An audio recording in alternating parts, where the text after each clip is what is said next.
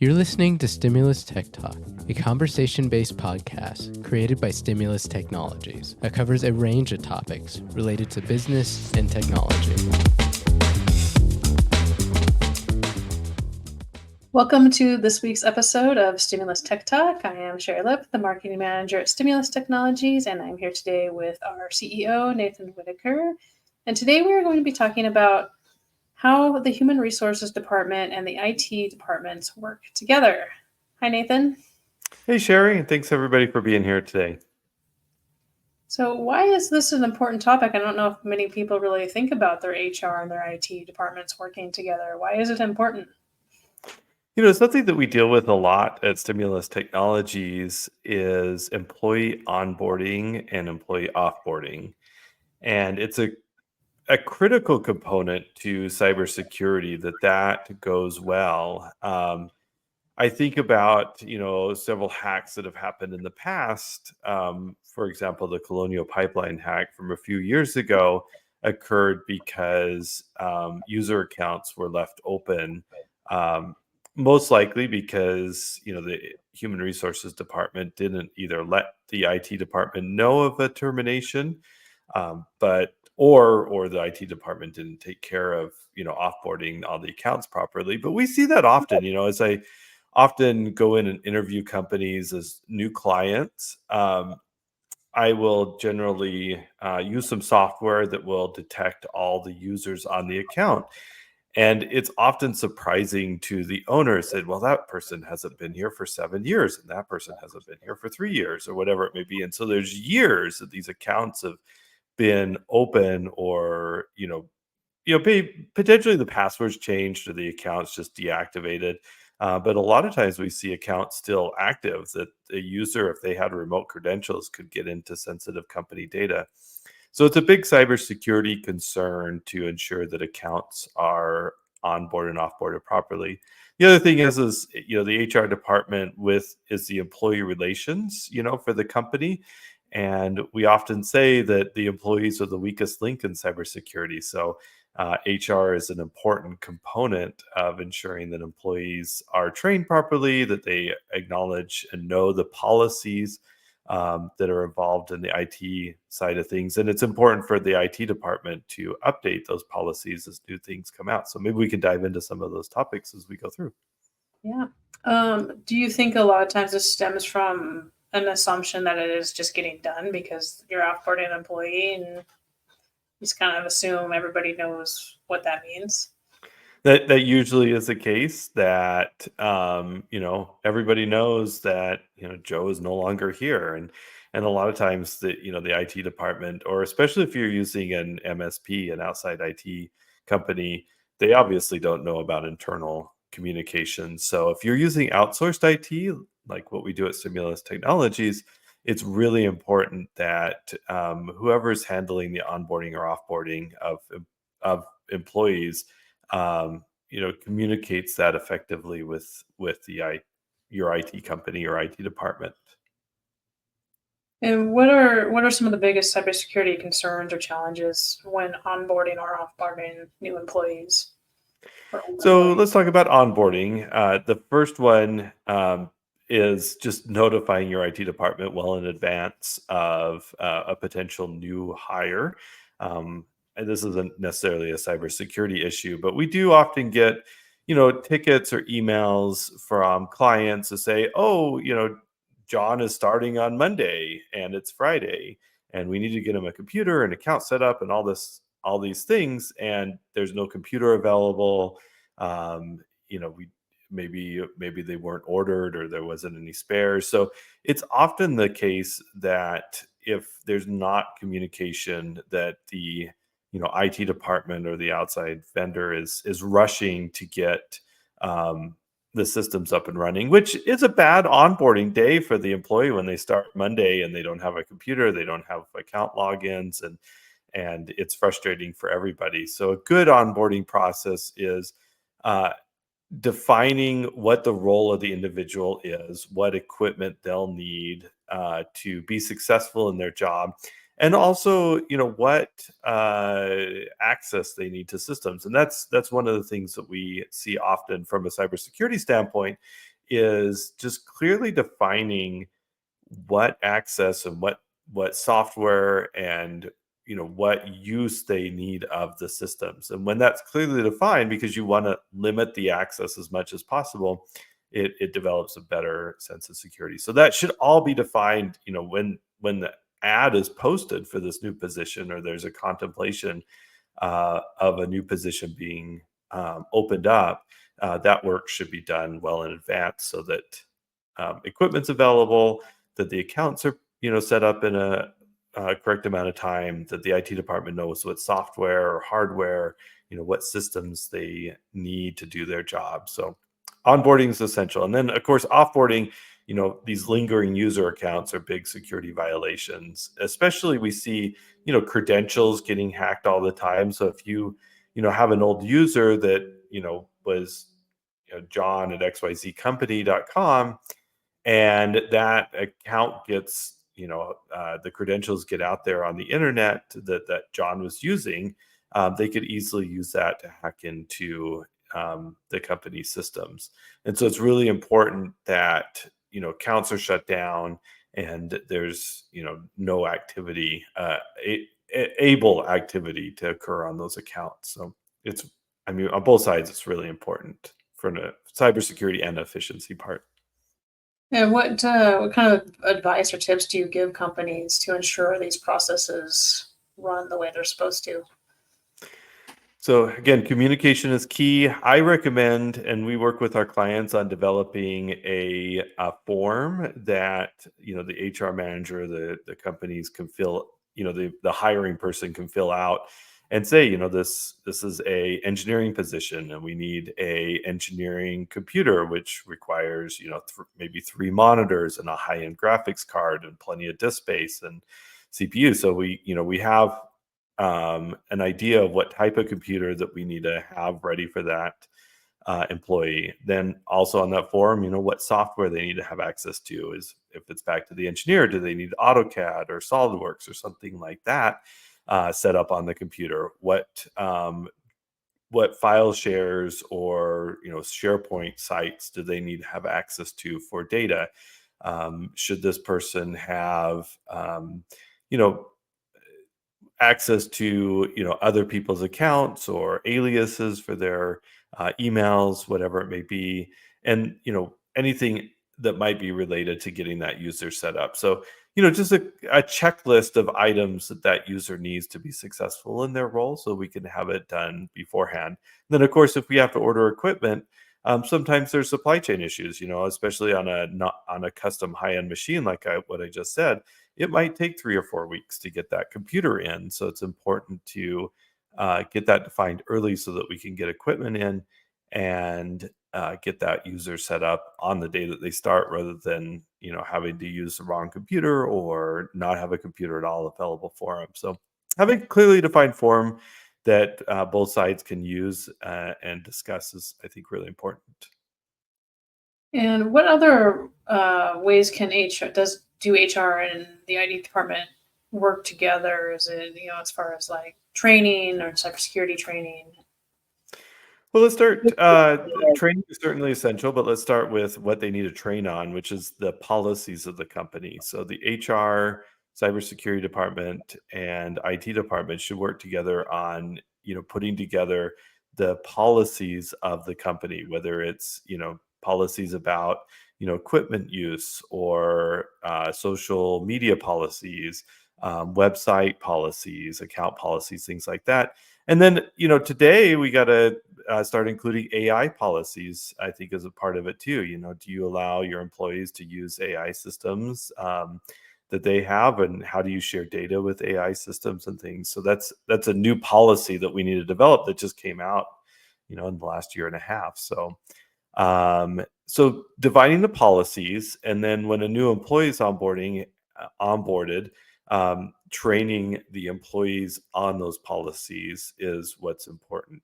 And then the cybersecurity training that's ongoing, new trends that are out there, annual training and quizzes with cybersecurity, maybe have that annual training happen at the same time your benefits are renewed or something like that. So it's just a recurring process.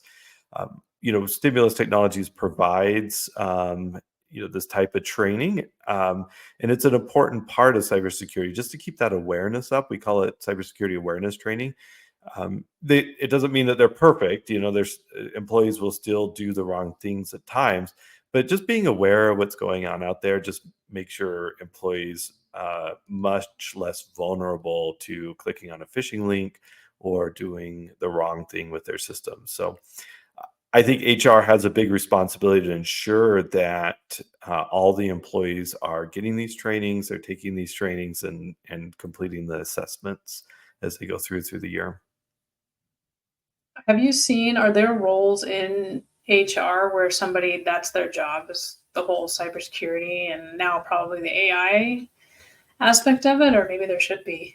if Oh, there's not. maybe. I think a HR generalist should be able to handle this with the help of the IT department.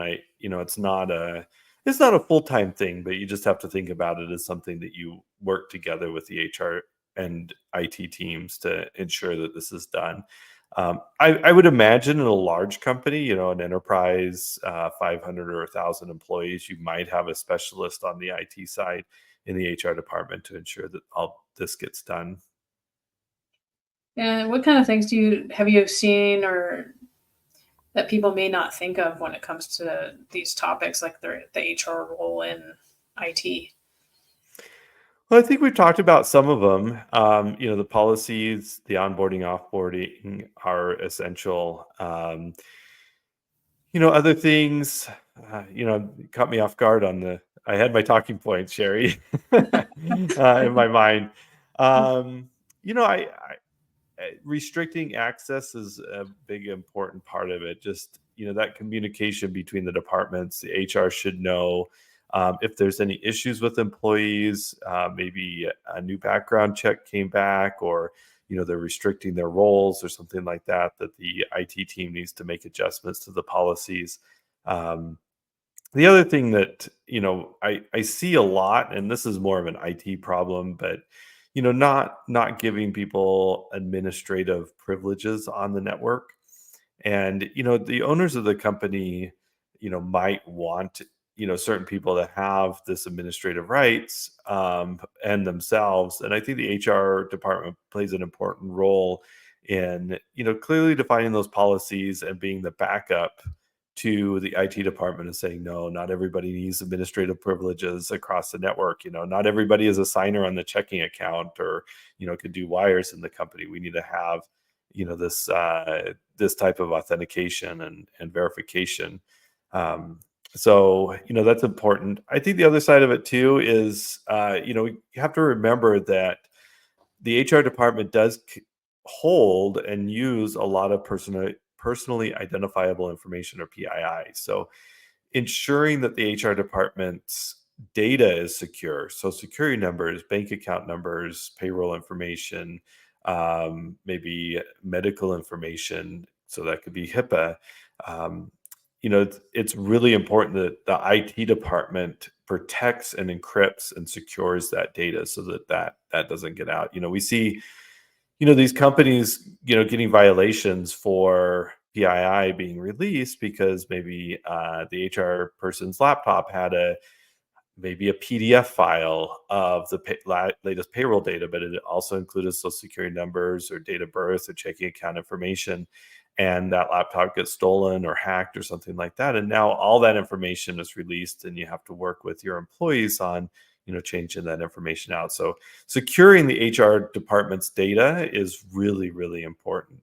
Also, if the HR department is working with an outside, maybe HR provider, um, that contains this data, is ensuring that provider has SOC 2 compliance. If there's medical information in there, that they are HIPAA compliant, and asking for that information. So for example, we just recently went through some auditing, and we had to reach out to our providers and request that they provide us with their compliance paperwork. And so requesting that information and ensuring that your vendors that are holding that secure information are protecting it also. And how can the HR and IT policies align? Because sometimes it feels like sometimes people probably experience that, their need is not fitting with the policy because they're not aligned correctly. Yeah, there might be like a social media policy of saying no social media allowed in the company, but you have a marketing manager that needs to Right. post on social media all the time, right? I don't know if you've ever experienced that at a company, Sherry, that Yeah. you know, Facebook and Instagram and all that are blocked, um, and you need them to do your job. So I think that's important to have exclusions built into the policies for specific positions. As the need occurs for whatever those policies may be. The HR department, obviously has to access job boards to post jobs, but you might not want to let everybody in the organization access Indeed, or ZipRecruiter or something like that, because you don't want employees looking for jobs on your company time or on your machine. So, ensuring that those policies make sense for specific individuals and that you're not over restrictive so that people can't, do their jobs. And policies should be reviewed periodically, like I just mentioned with AI, as things change in the industry. HR and your IT department and senior management should talk about the policies and potentially update those. We generally review them inside Stimulus at least once a year to update the policies as necessary, and then communicate those changes with the whole team. And some final thoughts on this. What role do you think HR can play in developing that culture of cybersecurity and that for the continuous training, education, and implementation of it so people are always adhering to it? I think that you answered your own question a little bit there, Did I? Sherry. They're the ones I think should be responsible for the training and ensuring the training's done. So the HR department, can be part of that, and should be part of the assurance that the training's occurring, that people are taking those assessments that are, maybe simulated phishing campaigns, things like that, getting those reports back, and then letting supervisors know if somebody is failing or having trouble with their assessment so that they could talk to them about it and make it part of a quarterly or annual assessment of that employee. So that communication back and forth on where people are at with their cyber hygiene and how they're handling the system, so that the manager or supervisor over that department or the direct employee is aware of what's going on. And HR can be the conduit of that information between IT and the employees. So I think it's training, communication. They're centrally in that role. So yeah, I think when it comes down to it, we always are talking. A lot of times we're talking to business owners and stuff, but the HR personnel, it's important for them to be a part of our trainings too. It's not separate. It's kind of what we're boiling this down to. Yeah, and the HR person probably is wearing multiple hats, especially in, small companies or lower middle market. It could be your office manager, it could be the owner, it could be the accountant, bookkeeper, or, maybe you don't have one. So it lies on the owner. We have lots of hats. I mean, I dealt with that for many years, that I was the HR person and handled, the onboarding and offboarding. So, it's important to, the IT department or outside IT vendor is, understands whose role it is inside the company to ensure this gets done, especially in smaller businesses that have these multiple hats, and then provide the support for them that they can get it done. All right. Well, thanks, Nathan. Any final thoughts on this topic? No, I think it's an important aspect that we don't often think about, and big vulnerability if this isn't taken care of properly. So, just wanted to quick talk about it. Labor Day is we're recording right before Labor Day, and the HR side came up because this is a labor relations thing to make sure all the employees are taken care of, and it's an important aspect of HR and staff management. All right. Well, thank you. And thanks everybody for listening. Be sure to Subscribe to our podcast so you never miss an episode.